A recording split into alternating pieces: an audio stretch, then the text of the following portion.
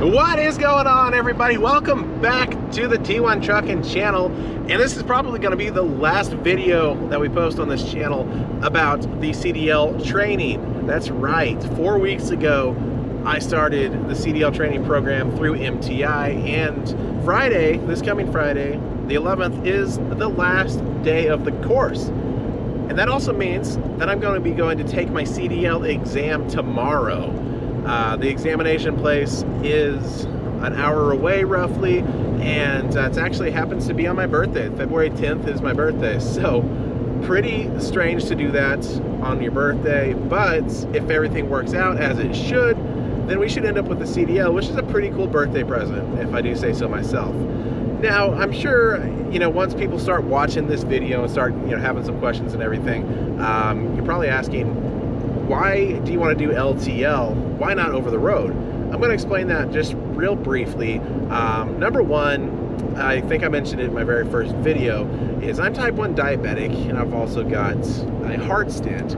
So I've got several medications I've got to keep up on and take, and doing anything with insulin and stuff while you're, even on a road trip, is kind of hard to do. You just got to make sure you've got enough of it, enough supplies, because once you're away from your home area, it becomes extremely hard to get supplies until you go back home. So it's just a lifestyle that really wouldn't 100% work out with what's going on, what I've got going on.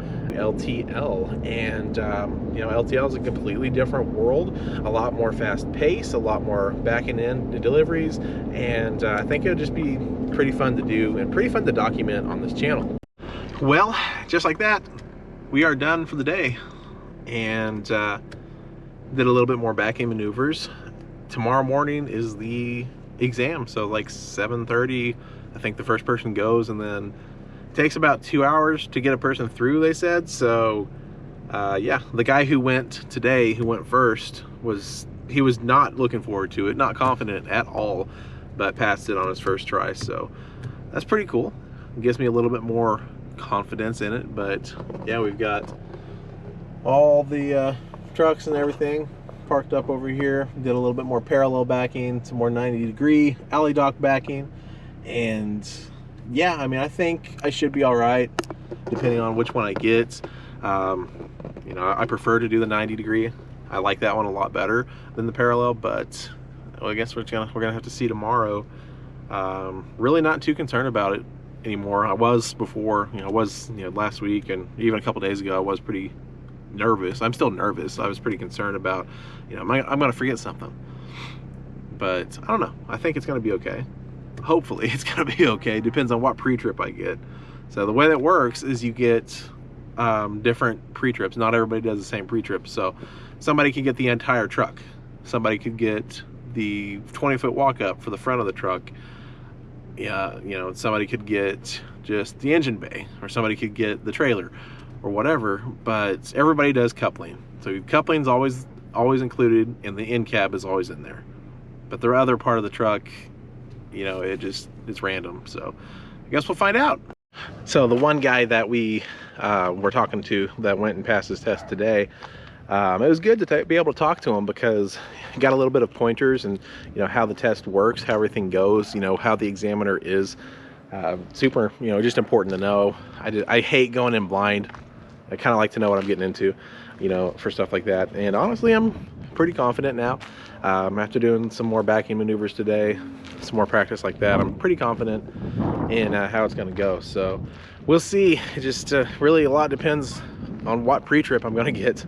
That's going to start off the test either in a positive way or negative way. So we will keep you guys posted once tomorrow morning rolls around, and we'll see what happens. Hopefully I pass. So guys, if you made it this far in the video, thumbs up this video to wish me luck.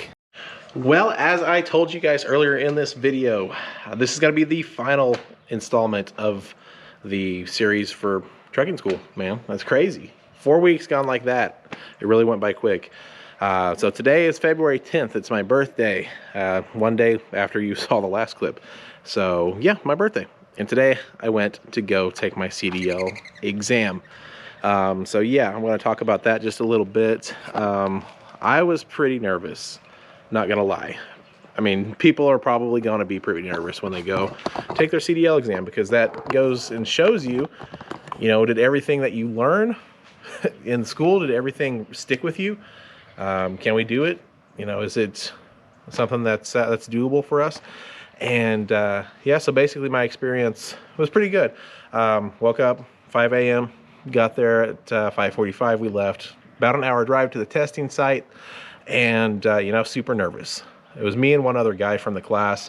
He was more nervous than me, and you know, I feel like, you know, we're both going to be nervous. It's just going to be a thing. We're taking a pretty big exam to get a new, you know, level of license, achieve something brand new. And yeah, so we got there, and he went first. I didn't want to go first. I'm going to be honest. I did not want to go first because I wanted to be able to talk to him a little bit and see, you know, see how things were. What am I going to expect? How was it? And you know, he gets back. He passed. And he passed with minimal points. I don't know if you guys know, but when you go take an exam here in Missouri, you get there's different options of pre-trip inspection. So you have the front of the truck inspection, which includes under the hood. You have the side of the truck, which is the driver's side. You've got the trailer. I think those are the only three. Then everybody does the coupling portion of the trailer, as well as the in-cab portion of the tractor. So you can get any of those. And there's also the opportunity, or there's not really an opportunity, but the option that you can get the entire truck and trailer. And obviously nobody wanted to do the whole thing. Now, I know a lot of different other states, they require everybody to do the entire truck and trailer, which is a pre-trip that's based off of like 98 points, maybe 100, I don't know. And you have to go through the entire thing, which takes a pretty good while to get through. So I ended up, when it come to my turn, I got the side of the truck. So we had the side of the truck, the coupling, and the in-cab with the air brake test. So, you know, he got back. He told me a little bit of things about it, a little bit of pointers and stuff here and there. And, you know, how it's going, you know, how it was, how the examiner was, and everything. So kind of took my nerves and dropped them down just a little bit after hearing that and seeing that he passed. I'm like, you know what, if he can do it, I could definitely do it. You know, we're both pretty good at what we're doing here. And goes to my turn. Examiner's really nice, really easy to get along with. I get the side of the truck. We start off with that pre-trip. I go through the side of the truck, and I only missed one. I forgot to say to check the pressure in the rear axle tires. I use a tire pressure gauge. Should be no less than 95 psi. I forgot that completely. Everything else I did great on. Coupling did great on, but just forgot that. Moved on to the air brake test and the in-cab inspection. Did not miss a single thing. 100% passed all that. After that's maneuvers. So we do one straight line back, one offset back, and we could either get a parallel park or a 90 degree alley dock back. The other guy got the alley dock back. I ended up with the blindside parallel park, which I did not want because parallel parking, nobody likes it. But I went through, no points on the maneuvers. Basically what happens on the maneuvers is if you hit a cone, you get 2 points. If you pull up more than twice, you get a point for each extra pull up.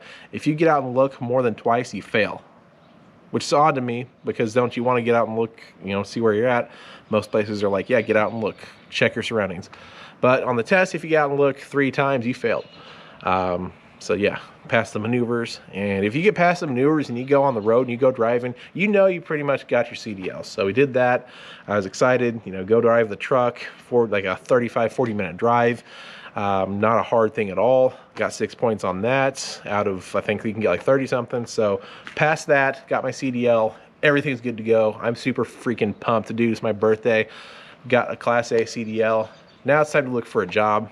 And yeah, so that ends the 4-week saga of going to CDL school. And I can say it is 150% worth it. I don't regret spending the money on it at all. This is something that I feel I cannot learn on my own just by watching YouTube videos. This is the way that it has to be done. Is just not something that people could just teach you unless they're an instructor or were an instructor at a school. And since it's past February 7th, due to the new mandates, pretty much everybody's going to have to go to school, go to some kind of certified class. And honestly, I recommend it because while we were there, somebody come in on their own as a husband and wife. They brought a tractor trailer, you know, new Pete, and a flatbed trailer to test in. You know, she was real nervous, you know, but the husband was real confident. He was like, you know, she's gonna get this, she'll be fine. But she did not know the terminology for the pre-trip.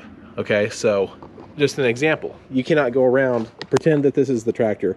You cannot go around and say, you know, door handle is on here and it works.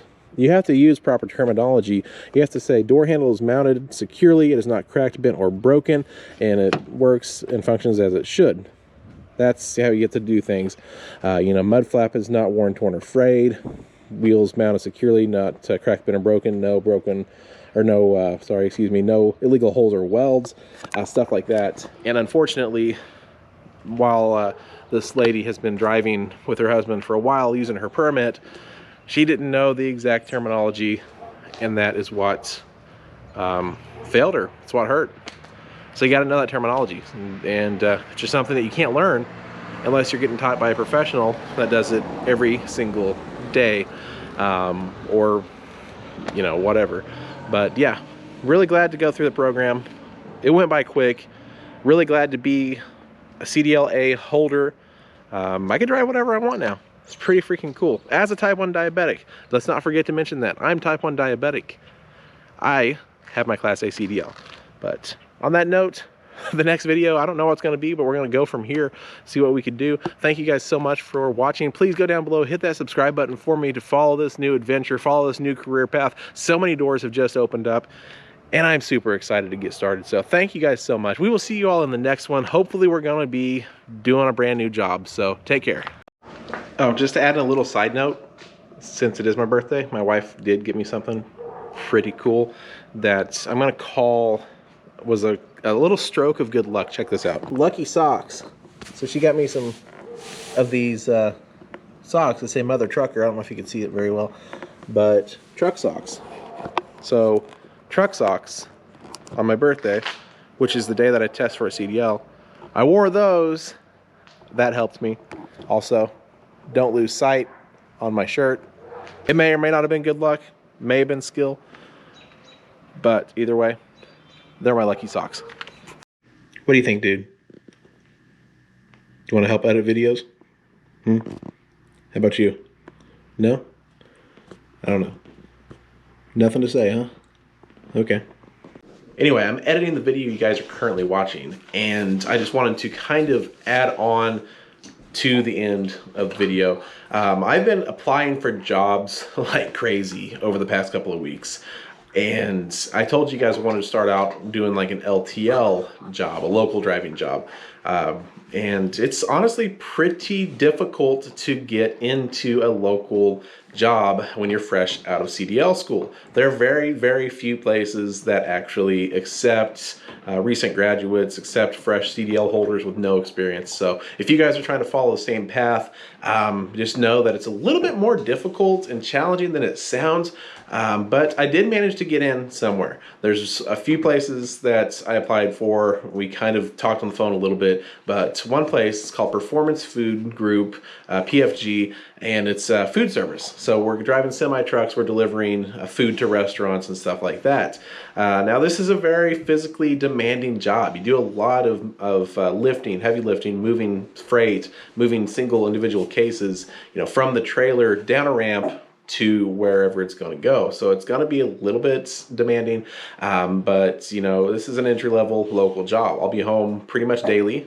I will have probably 1 or 2 overnight stays out of a hotel a week, but it's I think it'll be a great mix of like kind of over the road in some sort of you know, some aspect, but also, you know, local home dailies. So just remember, everybody wants 1 year of experience at least before they want to hire you on. All the LTL companies, they want 1 year of experience driving a tractor trailer. So it's a little bit more difficult, a little bit more challenging, but if that's what you want, you can make it happen just like I did. So, and that's what the next video is going to be about, starting new jobs. So guys, make sure you subscribe, keep an eye out for when that's posted because it's going to be a brand new adventure. I'm pretty excited.